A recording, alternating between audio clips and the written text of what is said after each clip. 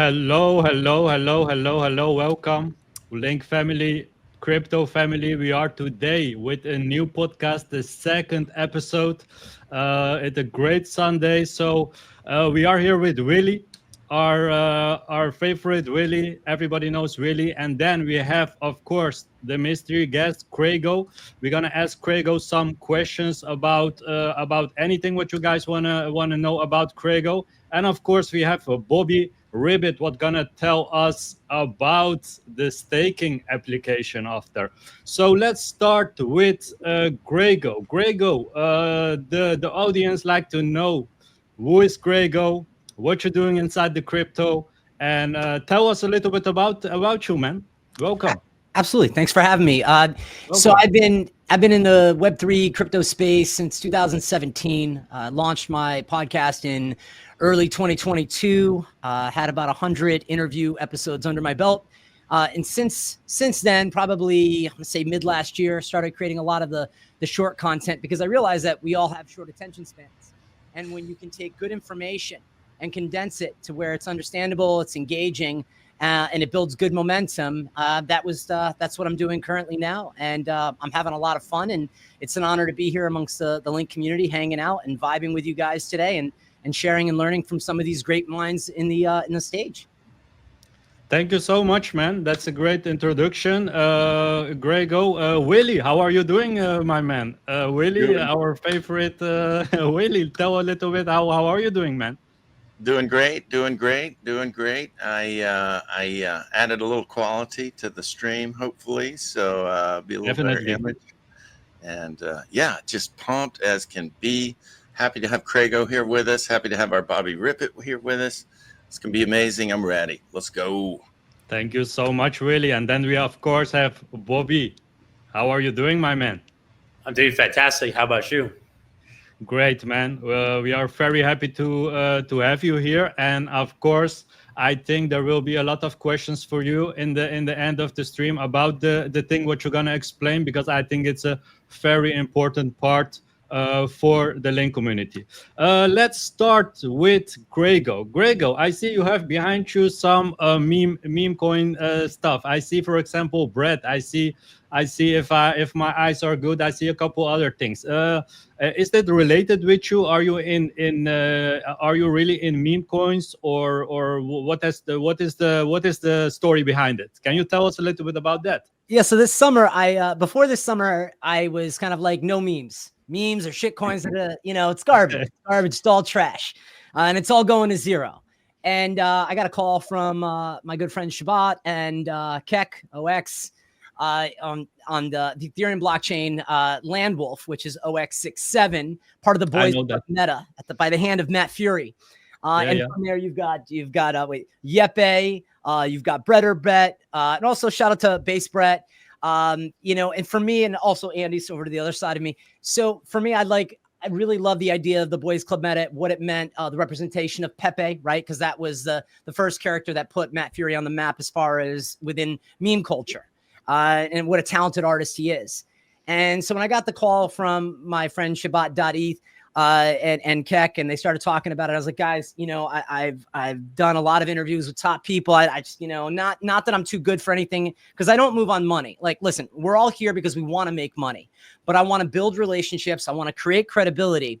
And then when they started talking to me about what they're doing on Landwolf, I was like, this is cool. Building utility, creation like you guys are doing with Link, building that community, like working for the bag. And that was something that was really important. So early on, I got involved. I started hosting spaces, creating short clip content. And I found out that the one thing that I was really attracted to about this space is the thing that you guys here are doing today, which is building the credibility amongst the community, talking about how to drive forward. I mean, one of the things was this guy skydiving off the building in Dubai. That was phenomenal, right? There's nothing better than great press, good energy, and a positive momentum. And I saw that from our Landwolf community, and I see that from you guys, hence why I was so willing to say, let me come on to the podcast. So happened this summer, this past summer in 2024, and just been creating good content since. I will say I just pivot a little bit from just talking about meme coins because there were so many people that were getting wrecked. They were just speculating. They were just throwing money at the wind, but they really weren't working and building relationships within the community.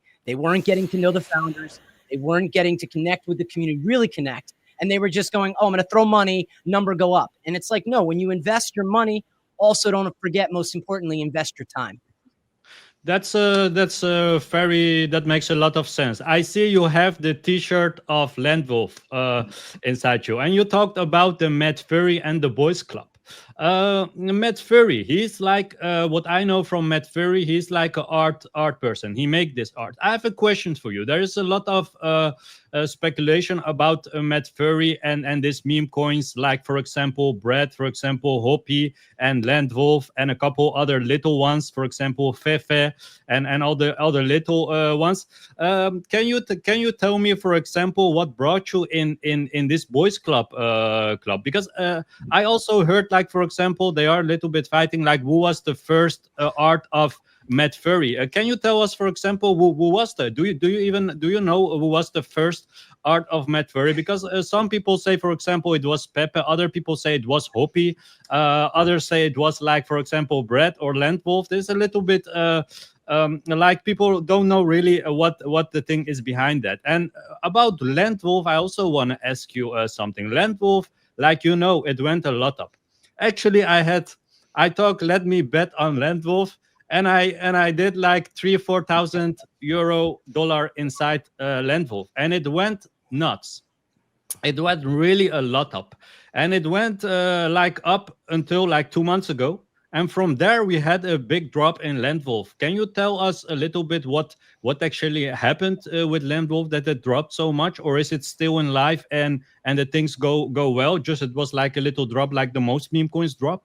Right. So a lot of good questions packed into one. All right. So first character, do I know the first character that launched Matt Furry off? No. Can it be my assumption or guess from the social currency that it was Pepe? I'd like to think so.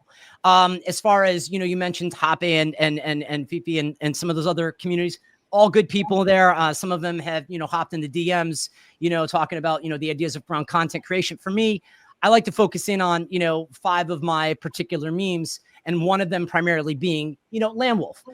Do I know where it came in as far as by the hand of Matt Furry? I don't. I believe Matt Furry's done over 500 different characters. There's a NFT collection that you can look up on OpenSea. Some really, really good things that he's done as an artist. But again, in the Web3 meme space, whether it's digital assets or it is that of crypto, every community. I mean, you had, Landwolf on other blockchains I won't mention.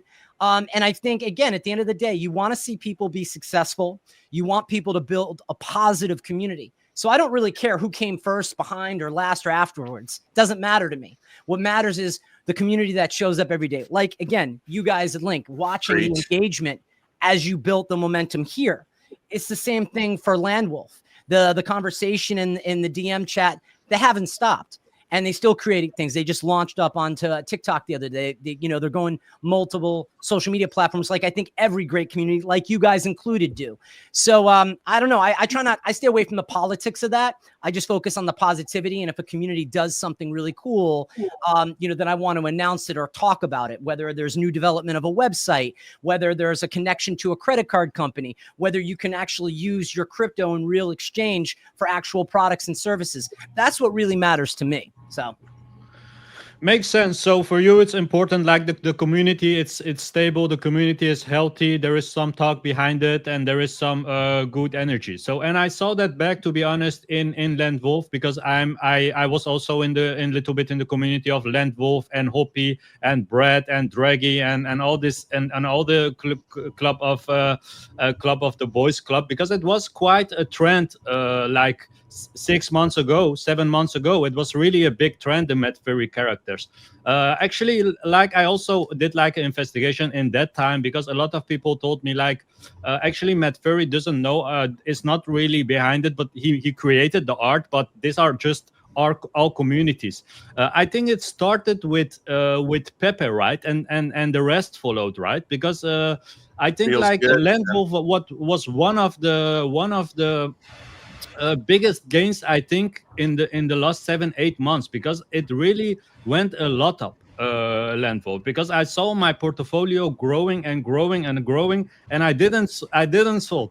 I sold I sold maybe 2 months ago, where I thought, okay, I'm happy with this amount, because in the meme coins, I think you agree, there should be some time, some moment that you think, okay, let me take some profit of it, because it doesn't go up forever. I think. I mean, even it's the community super nice and super good. I mean, there is a moment that you think, okay, let me take a little bit profit of it. Did you do? 100%. And let me just throw this one thing out to you. When people, even in the Link community, when you have people that buy in and you have someone that sells out, congratulate those people on the way out and say, hey, the door is always open. Come on back in. We're a community. We're bringing everybody in from different walks of life. That's something to congratulate people for. And I think that's something that brings positivity. And when the market goes down, you see the communities that are really working hard. Again, like your community, I watched it over the past few weeks as we were kind of talking about the idea of me coming on. And it's the same thing I see with Landwolf. Now, are there other communities that are, I don't say that are similar in nature? Maybe so, maybe not. I don't know. I'm just focusing in on the communities that are doing really cool stuff, and just, keeping myself there and not being like, oh, that community, they're not the real thing. We're the real thing. Because that brings nothing but negative energy. And then you get people debating all day on what meme is the best meme, rather than just saying, I love memes. I love the culture. I just want to see a positive twist on it. And when you see people getting ripped because the market's dropping, well, then that's the concern. And that's when I say, whoa, stop a minute. What's everybody doing, and why are they moving this way? It makes a lot of sense what you're saying. I think quite the same, CraigO. I think also you should not make enemies with other communities. You should just focus on yourself. You should focus on your own community. It's the same like in life. In life, you also focus on yourself. You don't gonna look what your neighbor is doing. You don't gonna look what your friends are doing. You just focus on your journey. I think everybody is on his own journey. And if you have a goal, and if you have something what's positive and energyful, and it can give value to the people, because in the end it's all about giving value to the people, if it's in community or if it's even in any marketplace. I think if you are in a marketplace and you want to get money, you give value for the money you get. And then of course the people say it's time what I give. No, actually it's okay, giving value, it costs time.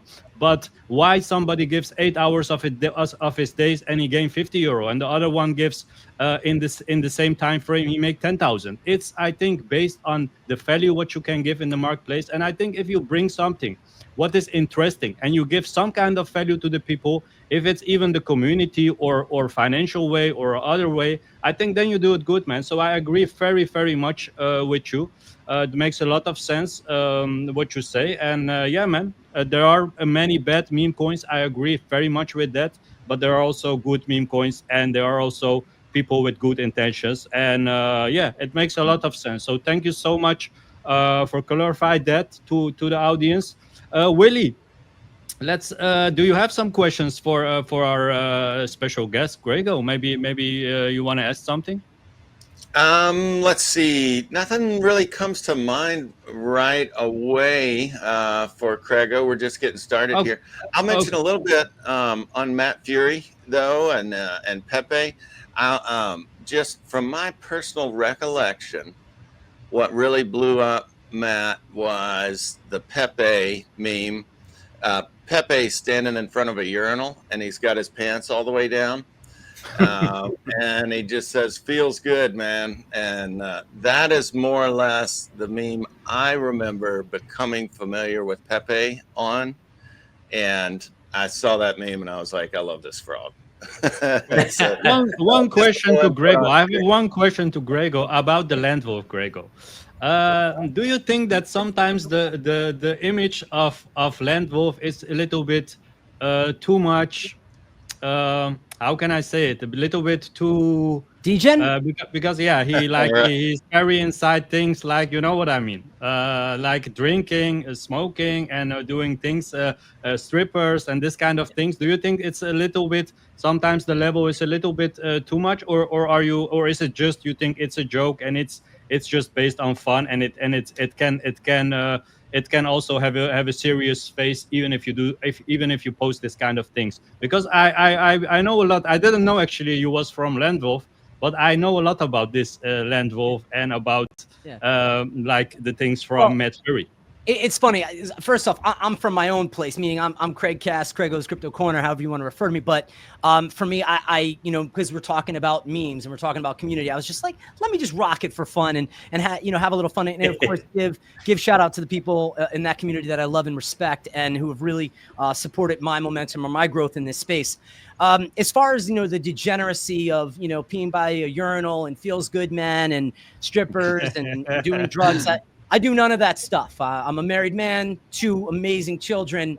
And so for me, as I build credibility in this space, there's this level of degeneracy, and where I feel it is, you talk to a project, you talk to a community, and I'm my own ambassador. I did a post this week on that, reaching out because everybody's like looking for daddy to come home. And the idea that the founders and the team leads are going to lead you to the promised land. No, that's us together, building up together, raising that bar, that standard.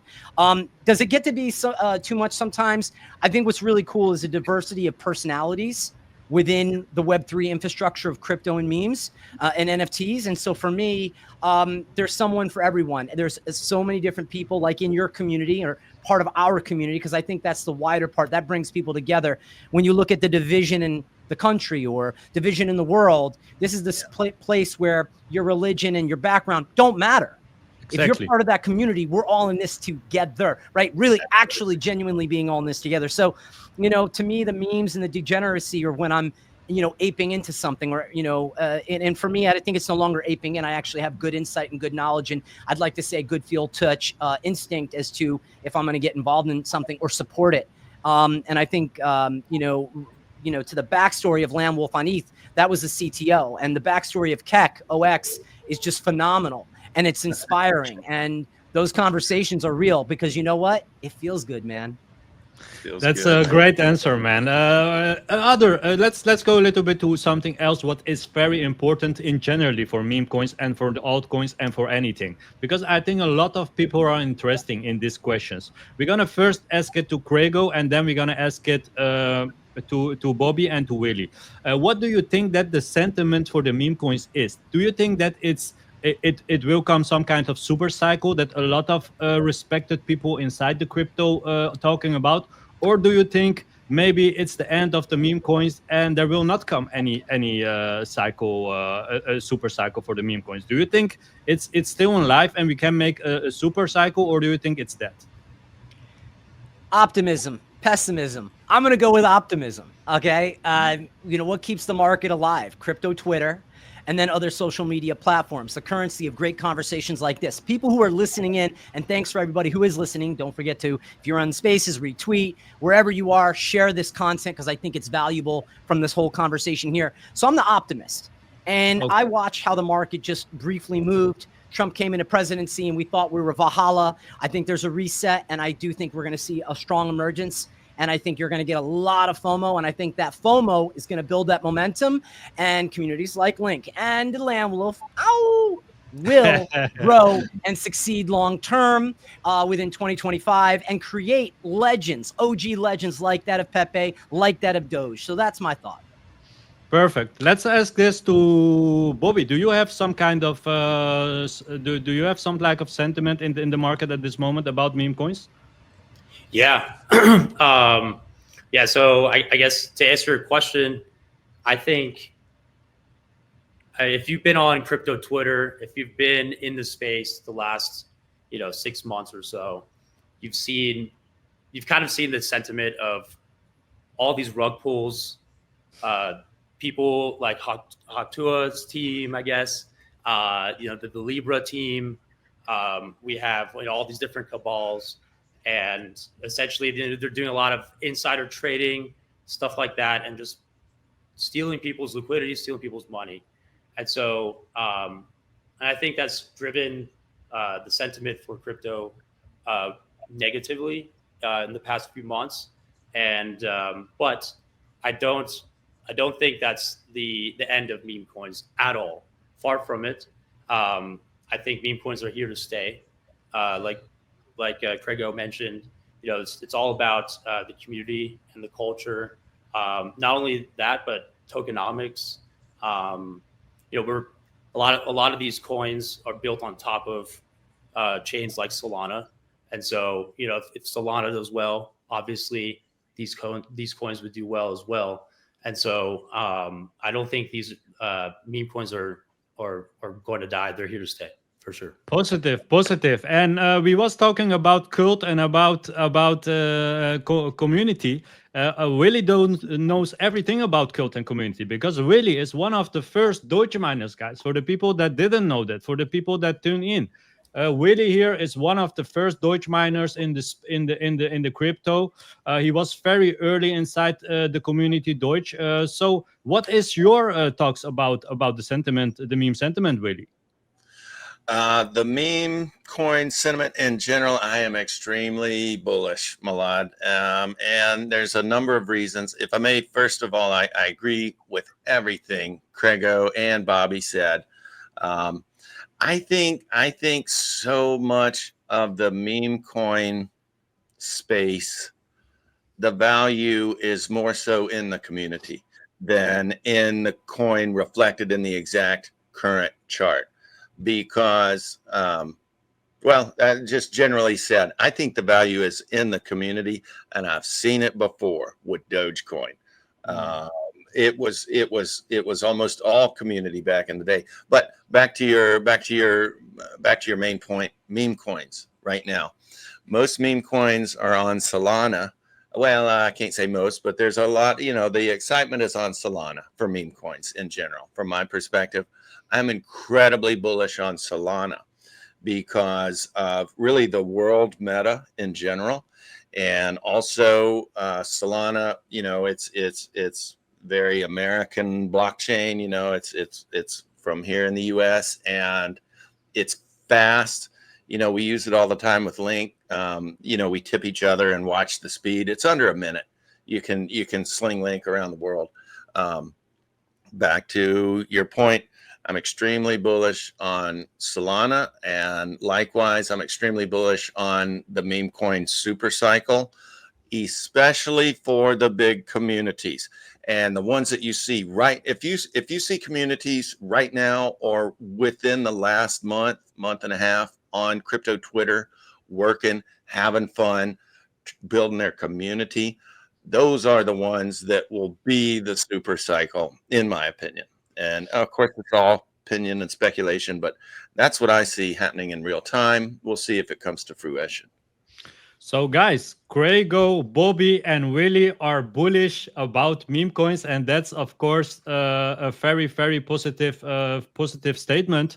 Like the things where CraigO, for example, talks about the Land Wolf, and I think Brett is also in the Land Wolf is on Ethereum, right, CraigO? Yeah, I mean, it's funny. It's on other chains as well.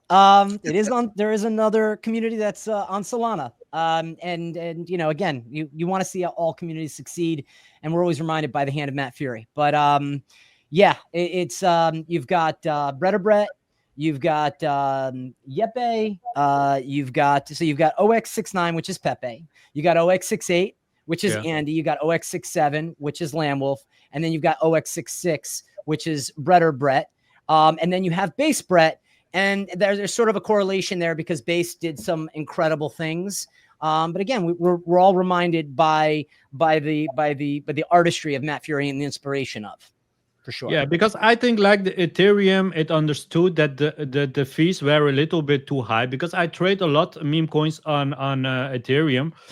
For myself, I trade a little bit bigger amount, so sometimes paying $100 or $70, $80 for a buy and a sell, it's fine. But I can imagine that people with a little amount that you want to buy, and you need, for example, pay 70 or 80 euro Ethereum fee, it can be a little bit hard for the people. That's why I think Ethereum came with the base, right? And the base, actually, it was a lot of people talked about it, until maybe 6, 7, 8 months ago. I think a lot of people talked about base, and it was the future, until a lot of meme coins came in Solana, and the switch went to Solana. Do you think that it will continue with Solana, or do you think that there are also projects that launching and they will choose for base or Ethereum?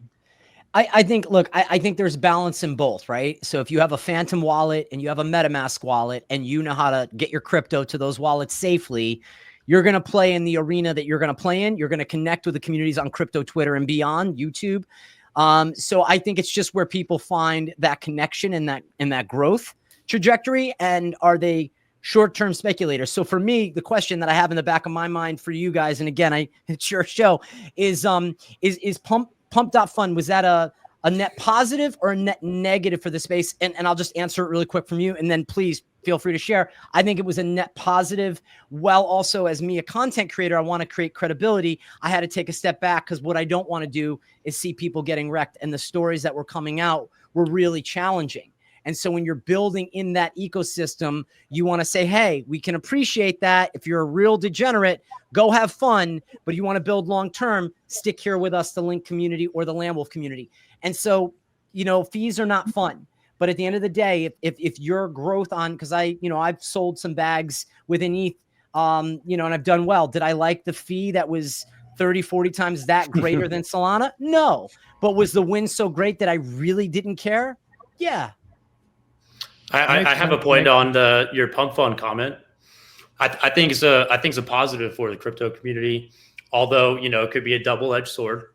I think the positive side is it allows creators and people to launch a meme token if they want to, in a standardized way, which is positive in terms of if you're writing a smart contract or you're writing a script for a token, you could do anything behind the scenes with the code and anything like that. But with Pump Fund, it's coming from Pump Fund, and so it's a standardized template, and so kind of what the inner workings of the token has, and so I think that's a positive for the crypto space. I think like the pump fund, it makes sense what you say, Bobby. I think pump fund, it can be used as positive, but it's just abused a lot. I think that's the problem of pump fund. I think a lot of people, they just see it as a joke. Pump fund, of course, you can do many things with it. You can be somebody that's want to create a meme coin and has a long-term vision. You want to give value to your community. You want everybody grow together. You want to create a nice, good community, or you just want to give yourself amount of coins and you want to promote the coin and you want to dump on the people. Like you can do both. So I think there was a lot of people that talked the second one. So they want to give themselves some coin and they want to dump on the people. But beside that, of course, the responsibility is also in yourself as an investor. You should a little bit learn about where you need to look at. You should be a good scout. If you want to go in a meme coin, you can just rush in and you buy a lot of bad coins and you're going to lose your money. Or you can just a little bit study about it and see what are the important parts that I need to look at. Are the people behind it, are they public? Are they private? Do they ever show their face? What they are doing for the for the community? Like, what is the white paper? Is the white paper realistic? The things what they promised, is it already done, or are the first thing already delaying? All these things, I think, together, it gives you some kind of information that you can really have the edge a little bit more at your side when you go inside a coin. So I understand, like pump fund, a lot of people talk bad about pump fund and it's negative for the space, and a lot of people say, yeah, it can be positive. I think like it's the same like a knife. You can use it for your bread or you can stick it in somebody's belly, and it's something like this. So it's a little bit the space self. We self as communities. We self in the crypto because we are crypto. We love crypto. We love each other. I always say if something positive is inside crypto, I'm always here to help a little bit, to be behind it, because there's already a lot of negativity inside the crypto. So I think a little bit that's the case. The case in Pump Fund, if it's positive or negative. I don't know if Willy want to add something to this.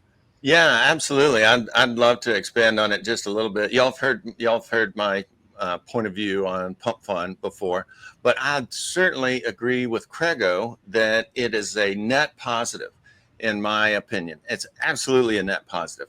Now, that was one of the most. I've seen some of the worst things I've ever seen in there, but I think it's a net positive because of the power, the amount that it empowered Solana. It was fun, and it attracted a ton of people, especially meme lovers like me. But real quick, I see an analogy. I lived in the Delta on the Mississippi River, and I remember when the casinos were coming in, and it was a big fight with the town. All the social bigwigs had input on it. And it was kind of a big fight whether we were going to allow the casinos. Well, they basically came in, and if you put them in the river, they were coming. So they built 3 or 4 casinos right across the levee. And long story short, it was gangbusters. We had a little more prostitution. We had a little more drugs in the town and in the local area. And those were bad aspects for sure. And more people started gambling. But in my opinion, in that community, it raised the entire community up because of the amount of revenue and the amount of, professionals in the casino space. It brought some real professionals to the area. And I'm going on, but that's my little analogy where, just like those casinos in the Delta on the Mississippi River, I think it's absolutely a positive, and I'm glad they were there, and I'm kind of glad they might be going away before too long also, because we've had our fun, and I'm kind of ready to move on, but at the same time, more power to them if they can keep I was going to throw out this, right? I think of it as sort of controlled greed, right? We all have a level of greed in us. We all want to make money, but at the end of the day, I don't want to make money at the sacrifice of my reputation. So when I saw people were continuously getting wrecked, they could be like, "Oh, pump not fun it's not a rug. The mechanisms in there don't allow that to be the case." Well, that's not kind of true, because you could watch a project drop to 0, and while it doesn't quote unquote officially fit the standardized format of a rug, I still was watching some of my dear friends who are really intelligent people continue to get wrecked. And what I said is, wait a minute. If I focused in on just a few specific communities, maybe 5 or 6 memes, and just focus in on them, right, and what they're doing, talk about the good and the challenging and maybe some of the ugly, and just kind of call it for what it is, we're going to be better off long term. And then I think it's sort of like with the idea, and just kind of throwing this out to you guys, it's sort of like your investment thesis. Some people will DCA up or down. And we take that in the context of Bitcoin. If you were buying at 104,000 and now it's at 85,000 and you're regretting, I'm going to say, well, look, 5-10 years down the line, when all the big people have said, you're going to see Bitcoin at over $1 million per token. And we're going to tell you this. They kept saying that at about 100,000 when it was at 3,000. And when you watch Michael Saylor, and he was saying just the certain things, and the other guy, the Intel guy who was killed, and he was talking about it, and you saw the $3,000 ticker at the time he was speaking of it. Well, then the question becomes, where is your conviction? And so if your conviction is not on a particular crypto, like a Bitcoin, which was the first meme, then your conviction, if it's in this community, then build with the people, get to know the creators, the content creators, the meme guys, the people who are showing up in spaces, the people who are relentlessly commenting on other people's posts. Build there. Look at the partnerships. Bring everybody in. And so that was for me. When I saw people getting wrecked, I had to take a step back and say, whoa, what am I doing? What am I doing with my time? And am I adding value and credibility to the space? So, great, man. I have a question for you, CraigO. Sorry, my bad. No, go ahead, man. Yeah, so I'm just wondering, so based on your experience in the meme communities, at least for the communities that you've joined, do they embody, what they represent? I'm just wondering, like, whatever they're representing. I know some of them are very, I guess, like, a shallow narrative, sometimes just funny. Yeah. So, but I guess. What have you seen, like, in the strong communities that you've been a part of? Like, have they embodied what they say, or is it a little bit different? Do they have different mechanisms? That it's kind of like you go to a casino, right? You go into a casino, you have the thieves in the side, then you have the good people who are just good. You have everybody in this room. One of the things that I noticed about memes and community in general is while communities will flex up and be strong, at the same time, they're equal parts fragile. So all it takes is one bad move or one tick down when you're looking at market cap to liquidity, which obviously can very much vary, right? Because you could have a high market cap with low liquidity. And if someone sells, not a good sign. Right. 100%. Right. And that can happen. So the people that I associate with in any particular community, I'm associating with, I'd like to think, the cream of the crop. And then we know in every community, you're going to have people that are just, again, it's not a sign on to membership. It's not like there was a vetting process and membership, and that goes to doxed and undoxed. I'm doxed. Here I am. Hey, but I think at the end of the day, I think it's sort of like a double-edged question. On one part, I believe in the communities. Again, I believe in what you guys are doing at LYNK. Do you not have any we all have bad actors within our cast. If we didn't, then this market would be so steady and the greed fear index would be at 50 or 60%. And we'd be rich, all of us. So that's how I'd answer. For sure, man. CraigO, other question for you. A lot of people say that all these Matt Furry meme coins, they are from the same owner, or that's not true? Like the same launcher? Because the websites look very similar, and like they are quite good in the beginning to promote it. They are good promotion. They have good market makers. They know a little bit how the game works, how I see the charts of them. Right. Do you know if it's the same team behind it, or that's like nobody knows that? I don't know. Like Okay. what I know is this. From the understanding that I have, and if you go back and look at the Keck story, it was Landwolf was a CTO. So a contract will be launched. Nothing will be done with it. Then all of a sudden you'll have this meta. So what I love about your meta is, right, we're linking up right now. We're having a conversation. We're building relationship. And you have this token connected to the community. So am I to assume, if you guys haven't, I'm just throwing this out, right, just for us to dive deeper into this thought. You have a nice website. You have someone there that's constantly commenting, so we can build the momentum to have this engaging conversation. You have people tuning in to speculate, right? So I think there's like a formula. And I think with any of these memes, is it by accident? I don't think so. But I also think at the same time that the good actors in the community are the ones that will shine a positive light. And when I, again, saw that things were going really not in a good direction for memes, I just said, let me step back. Some people got a little upset behind the scenes, and I was okay with that. But I love my Landwolf community. Also fed up on Solana is another meme, because Multiverse X is a great blockchain. So I want to support good projects, but I don't need to be rallying behind a founder or know how it came to be. What I need to do is, can my content, can what you do right now, this podcast, can this create more people to have more excitement about LYNK or maybe Landwolf or anything else? Again, I'm not here to shill anything. I'll shill myself. And like I said this past week, we're our own ambassadors. And with that, there are going to be bad actors that are going to tie themselves to Willy, to Bobby, talking later about what you're going to talk about, which I'm really excited to learn from you with your credentials and your breadth of experience. But to me is what gets me excited. And so the game plan and the formula, there's people higher up than me that have the formula all laid out, that put this in front of us so we could even play in this sandbox together. Great, man. I want to ask you guys I want to ask you guys all one thing. Maybe you can one by one answer it. How much is the risk of meme coins if you relate it with Bitcoin? For example, if tomorrow Bitcoin gonna go below 70K and we come in a kind of a bear market, what do you think? How big is the risk for the meme coins at this moment of time? Is it very, very related? You guys think, like, is it very risky to be in a meme coin and don't, for example, watch the Bitcoin price and think that your coin gonna survive even if Bitcoin gonna down? Or do you guys agree, for example, that if Bitcoin gonna go down, that all the meme coins, it's over and out? I'd love to speak on. Maybe I don't know who want to start. Maybe go right ahead, Bob. and then we go the round. Okay.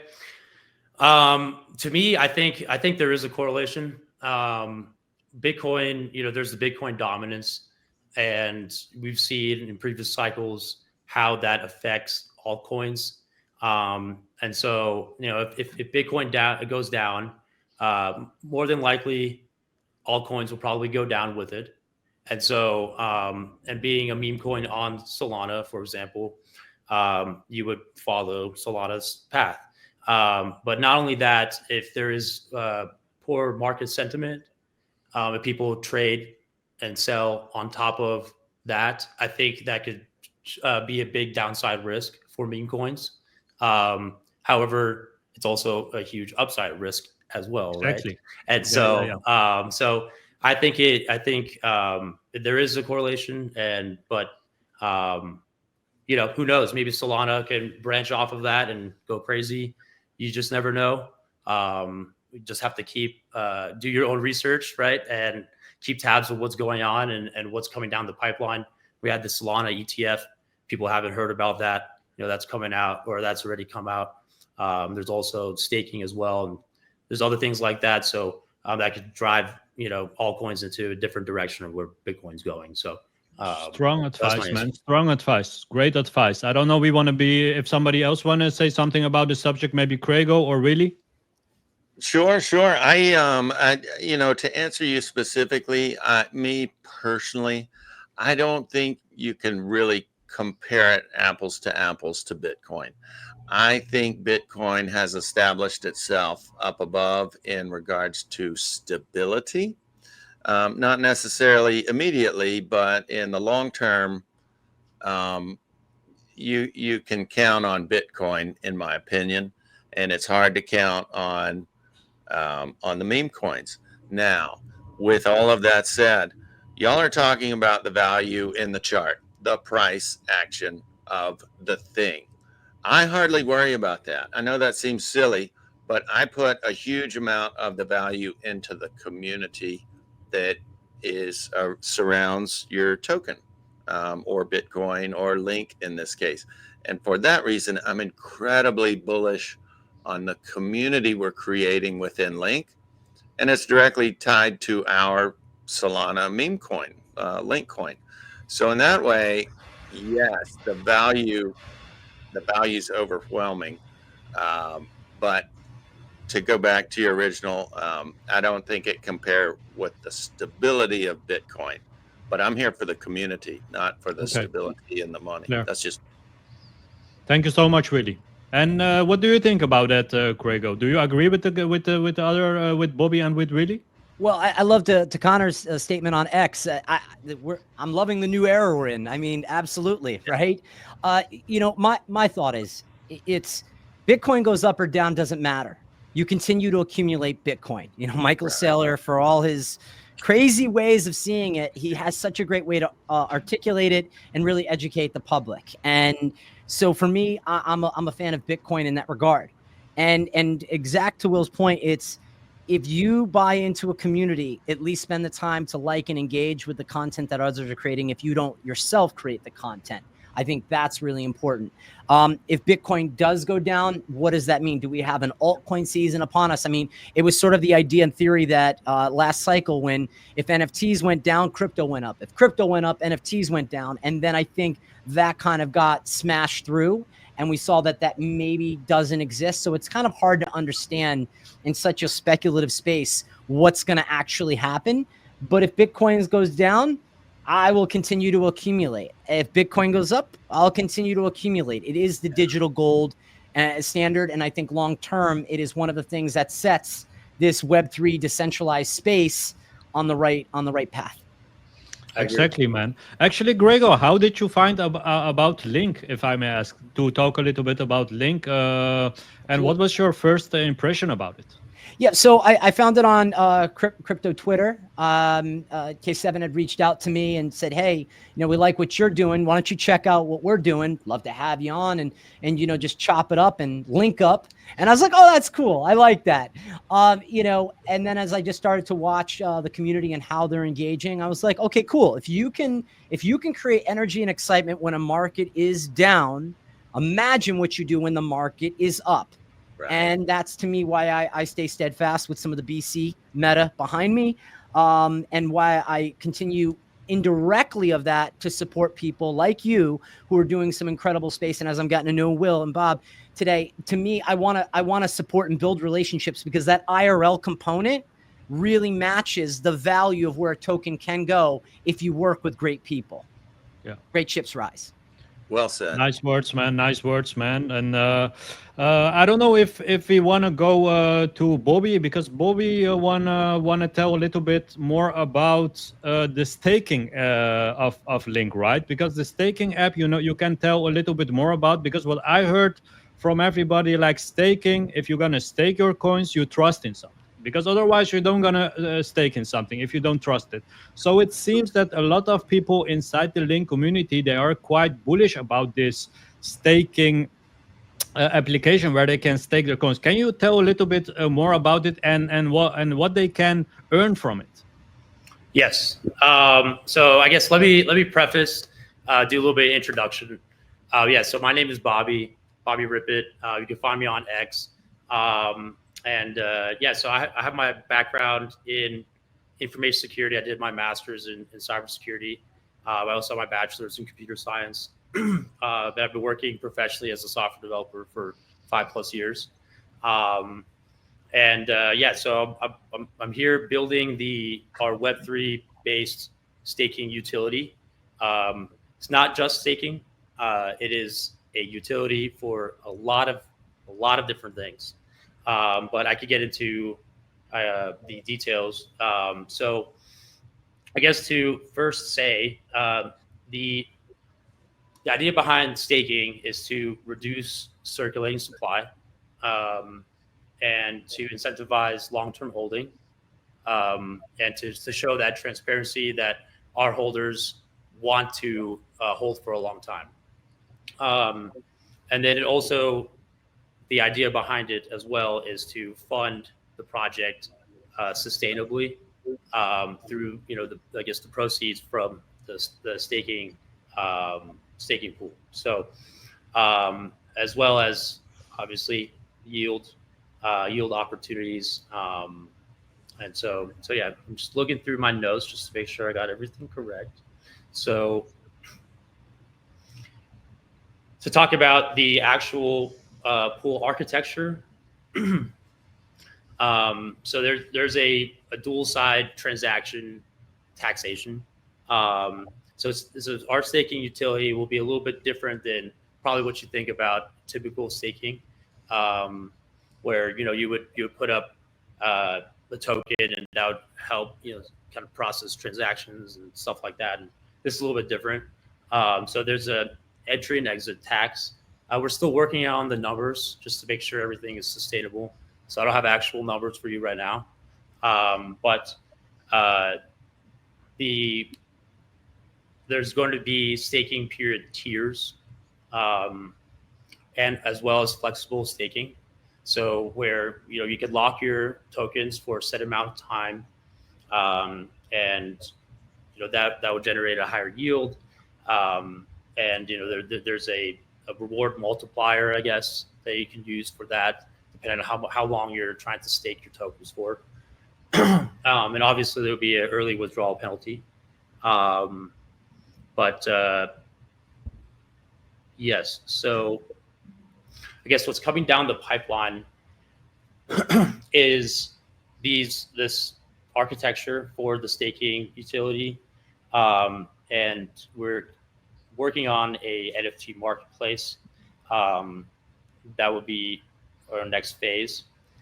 We have about 8 phases for this project that will span up to 24 months of development, not years. So the next 2 to 3 months will be our first phase, and then the following phases will come after that. And so this NFT marketplace, it will serve as a couple things, serve in 2 different ways. One way would be real world asset transactions, as well as more utilities for the staking pool, as well as just the ecosystem in general. So we have integrations and merch and other initiatives kind of going into that. So the idea behind the staking, that I think is really important. I think why people are, why the community is really excited about this is the scarcity narrative. So we have 76+% of the tokens locked away in a smart contract for a year until January 2026. And so essentially we're operating with zero inflation, and there's no coins added into circulation, and so we want to capitalize on that, and then also so we have this time box kind of growth window, as well as people say the market's kind of down, blah blah, fear and greed index low, more on the fear side, but if you really look at it in the macro sense, right? I mean, we're still in the bull cycle, so we want to capitalize on that as much as possible. So in terms of like the architecture and everything, it's built on Rust programming language. This is done in we're using Rust because it's security focused. It's kind of designed in a way where you kind of have to design the application where it minimizes attack vectors, and so it's really important that we're running in Rust. We're using the Solana SDK as well. Sorry if I keep talking, but no, we want to hear about you want to hear about it. I think it's important. Okay, it's important. Sweet. I don't mean to interrupt, but if I could, I'm not trying to correct you, Bobby, or anything, but I think you misspoke and said 24 years, and the development plan is 24 months, right? No, right. We had that. But I wanted to correct you. But I wanted to correct everyone and say, I bet you in 24 years you're going to see people linking up. That's all sure. I Even less. Please continue, Bobby. I interrupted you, but I just wanted to remind y'all look around in 24 years. I bet you'll still see us linking up. That's how strong the community is. But I totally interrupted your flow, Bobby. You go ahead, man. Bobby, where you was standing. So I mentioned that the application is going to be is Web3 based, and so all of our backend code are in smart contracts. And so what that means is that it's deployed onto the chain, on Solana. And so LYNK we're the anti-rug coin. We are based on transparency and security. We want to emphasize this narrative and build our ecosystem, build our community based off of that. And so having the smart contract on chain is actually really, really effective in supporting that, because we'll be able to open source our code, and we'll be able to essentially provide a hash onto our website of the smart contract code. You could run the hash yourself and get the same signature. So a hash is just a one-way function where you put in variables and you get essentially, hopefully, a unique signature. And then you can verify that, okay, the smart contract I'm dealing with is actually this code that I'm looking at right now. And so that will provide a tremendous amount of transparency. And I think it's really good for us that we have you can see there are no backdoors, no shadow functions, and no accounts with privileged access. And so I think that's really important for developing a smart contract, especially for staking. Exactly. And the main question, I think, what a lot of people like to know, when is the timestamp that they really can stake their links? Like when they can start? That's a great question. So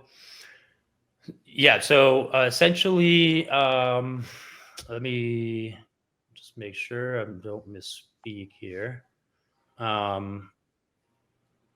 Because I see people in the chat like T7, they saying he won already 5 million tokens. He want already stake it, and I think many of you people want to do it. So we cannot wait to the like the exactly date, the official date. That can you tell us something about it? Maybe it's like in a time frame of weeks, months, where we need to think about. Right. Okay. So we're developing our staking utility and the utility for our ecosystem in multiple phases. And we also, like I said, we want to capitalize on the lock supply duration. Who knows, that might increase, right, once we have control over that wallet. And right now, so smart contract is actually completely finished and ready to be deployed. And we're actually going through testing phases right now. The front end is almost complete, so ready for deployment. There's some small bugs here and there. Just need to fix some user experience stuff that we need to fix.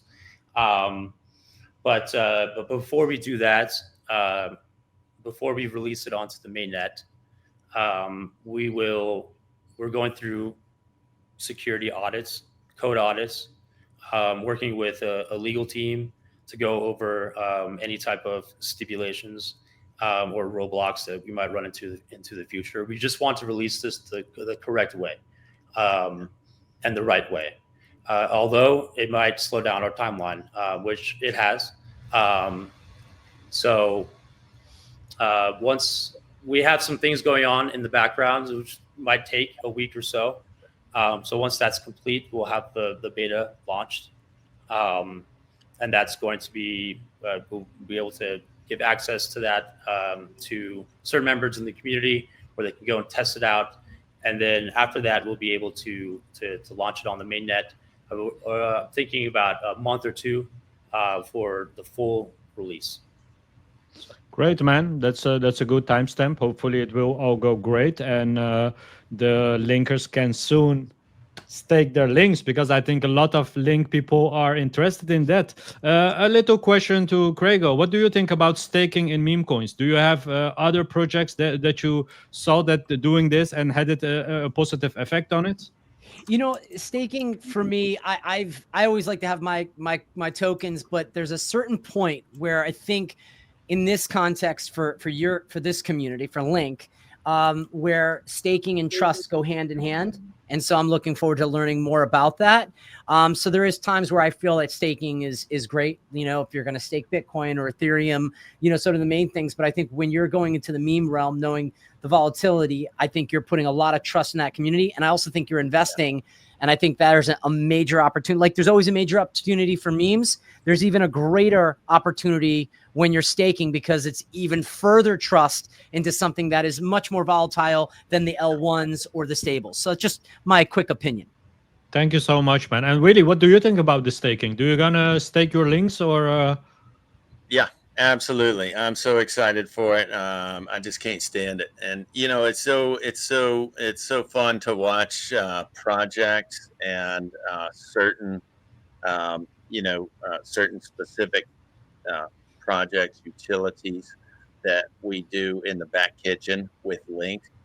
It's so exciting because like we want to tell everybody what we're working on, but we don't want to overdo expectations, you know. But gosh, there's so much excitement, and I love the balance in between mentioning what we're working on, asking the community, what do you want to see, knowing things that are on the way that you don't really want to talk about, you know, because you don't want to raise expectations. But am I addressing exactly what you were asking me, Milad? What was a very specific question, if you would? You want me question again, the question?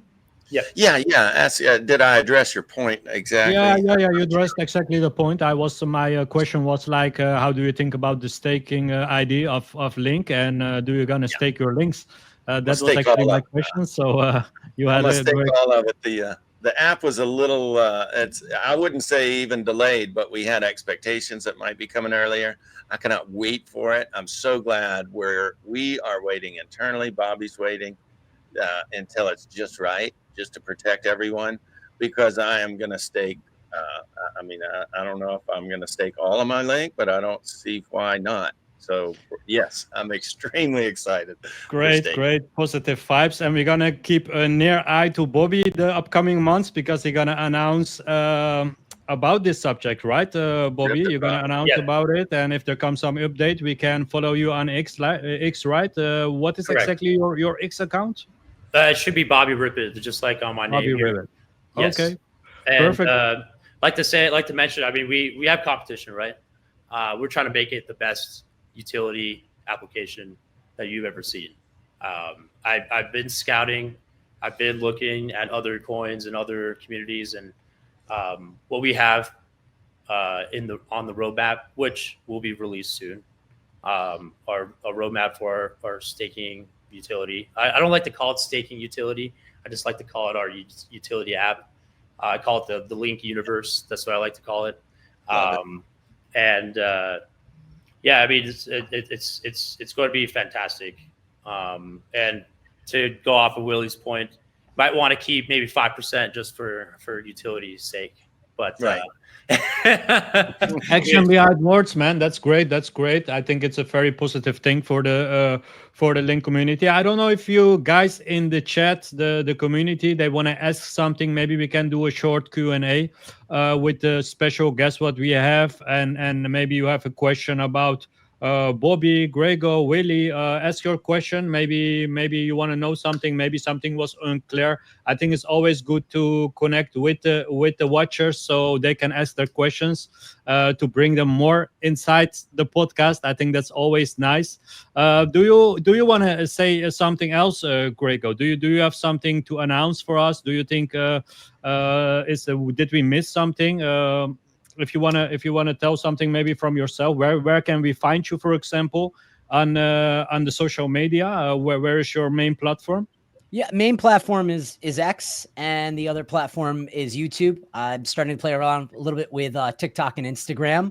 Okay. I'm cleaning out the Discord as well, just to get into some of those conversations in Telegram. But I'm always super careful. Again, don't click on any links. Be super vigilant.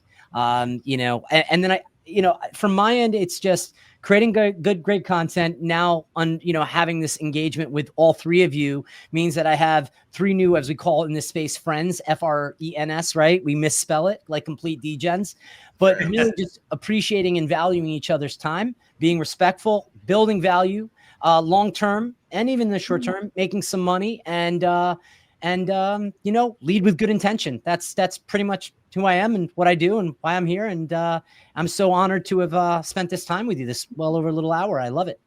Great, man. We was also very happy to having you. I think you gave some good stories about the meme coins, about your crypto history. It's always good to hear people that really have love for crypto, because I love everybody with the crypto mindset and with the good heart. I think that's very important. I think that's what is missing inside the scene. So very welcome. We hope to have you for sure back in the future. It will be a lovely podcast again with you. So thank you so much to be with us and give your opinion about LYNK, give your opinion about the sentiment of meme coins. I think we appreciate that. The listeners appreciate that. And thank you so much, man. It's my honor. So I don't know if nobody have questions. Maybe it's a good moment to end the stream. It was really a nice stream with you guys. Willy, do you want to say something for the end of the podcast? Well, sure. And I just saw one question come over. I don't mean to extend your broadcast, Milad, but no, absolutely not. We are together in the broadcast, so you are a part of it, absolutely. And you can for sure. Let me know. Well, and I love this question. Someone is asking why LYNK is different from all other meme coins. And if I could, I just want to touch on that just a little bit. There are a number of differences between LYNK and a normal meme coin, and certainly there's a difference between all other meme coins. There's a number of differences. I suggest the staking. It's very rarely seen in meme coins, and that kind of happened almost on accident at our origin due to the LYNKOX. But that's one thing. We have completely rebranded. Our token used to look very different, much more. Almost exactly like all of the other meme coins. And since that time, we have taken on a new branding, a new logo, a new look, more or less for the outside world. It's not a trick. We're a meme coin born on pump.fun, but we do want to project a more serious look, a more serious ability, a more serious DeFi vehicle possibility within LYNK. And so and those are just a few of the things. There's lots of other things that also make us different, but those are the main things that separate us, I think, from all of CraigO's projects that he's really into and he really enjoys. I have a respect for all of those, especially the Matt Fury art based cryptos. But too, I feel like LYNK is a tiny bit different with our branding and our DeFi roadmap, looking ahead well into the future. So I just want to mention those things. Great. Thank you so much, Willy. I have one question to an outsider of the community, because like CraigO is a little bit more neutral inside the LYNK community, and I want to ask CraigO, why do you think that LYNK is different than the most meme coins? Can you maybe explain that to us? Do you saw something that you see in LYNK, what you, for example, doesn't see in a lot of other meme coins? Can you maybe explain a little thing for us what you think that's different from LYNK? So I would say that LYNK doesn't feel like a meme to me in its traditional sense, which is a good thing. I would say watching the community engagement, like crypto Twitter is where I think all things are going to continue to, it's sort of the incubator for growth. And then it reaches outside to YouTube and other social media platforms. The meta around the word linking up. We've linked up, had a really engaging conversation. It wasn't just pivoted towards LYNK's the best and here's why I did it. It's like, no, this is the LYNK community. You've kind of brought me into to experience what you guys are doing and talking about, and Bobby talking about the staking. And as I said, it's ultimate trust layers down. You're taking sort of your non-traditional meme and you're bringing the staking feature in, and that's trust. And talking about from a technical end, how you're doing that is absolutely phenomenal. So that's just at least my thought as sort of the outsider, just kind of looking in going, oh, this is really cool. Matt Fury has, and the Boys Club meta, that has its unique place in the space. And I think when you have great projects that can grow and elevate together, success is always upon us long term. Great, man. I think that's a perfect, beautiful moment to end the podcast about the last words about LYNK from somebody that's more neutral inside the community. I don't know if you guys want to have an end word so we can end the podcast. Let's start with Bobby. Do you have something, some end words for the watchers? Yeah, I guess to close, I want to answer that question and then I'll close. I guess one of the things I see that's different about LYNK is our narrative. I really think it's a unique narrative, something that meme coins. I typically don't see that in meme coins where they're trying to push for some sort of movement, like an anti-rug or transparency, security, stuff like that. I think that's really new for our space. And I think we're also primed for this because of the market maturity, as well as the utility app. The DeFi utility a few years ago was not as advanced as it is now. And so, and I did my grad school paper on Ethereum. And so, I'm pretty well versed in that, but yeah, I mean, and speaking of the utility app, get some closing remarks. If there are any Web3 developers, DM me, send me a direct message on X. We'll love to hear your insight. If you want to, be part of the development on this, let me know. Yeah, I really appreciate being on the show, and great meeting you all. Thank you so much, Bobby. Before you go, before we end it, maybe we can answer this little question from Not Dope in a short answer. He asked, can you talk about the smart contract that redirects the locked supply to the community multisig wallet? Do y'all want to answer that? I don't know. Can you answer that maybe, or can you say something short about it?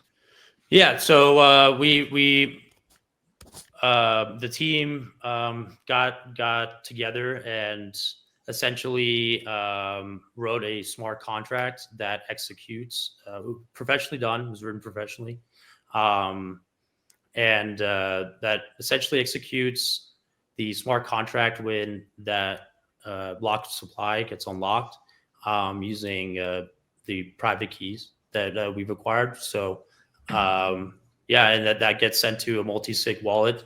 It's controlled by lots of community members, and so still figuring out how that how that pieces into our utility app and the ecosystem later down the road. But the smart contract that's in there to essentially store and transfer the tokens over to the multi-sig, it's already out there and it's deployed and it's done. So thank you so much. That's a great answer. Willy, your last words? Absolutely. I just want to thank Bobby for coming in and joining us. And I love that technical side of what's going on inside our LYNK family. Thanks so much to CraigO. Really enjoyed the talk. And I agree with CraigO so much. This is what linking up is all about, something just like this. And a very special thanks to you, Crypto Milad, for hosting us, for having such a positive attitude and just such a great attitude in general with this media that you produce. And other than that, thank you to all of the LYNK community, all of the crypto Twitter community. Thanks for your interest. Thanks for tuning in. And yeah, that's about all I've got for today. That's very beautiful. And thank you so much, CraigO, that you was here with us. Do you want to say something to the watchers, the end words? Stand by your conviction, work for your bag. If you have criticism, which they like to call FUD, get in the DM, have a direct one-on-one conversation, and build that momentum. Thank you so much, everybody. Thank you, CraigO. Thank you, Willy. Thank you, Bobby, for being part of the podcast. Thank you for all the watchers, the LYNK watchers, also the other community watchers, the crypto watchers. We have one family. We are one big family. We support each other. So let's keep this doing. Let's keep the energy high.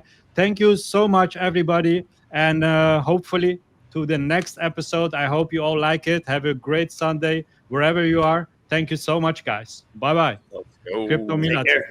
Ciao.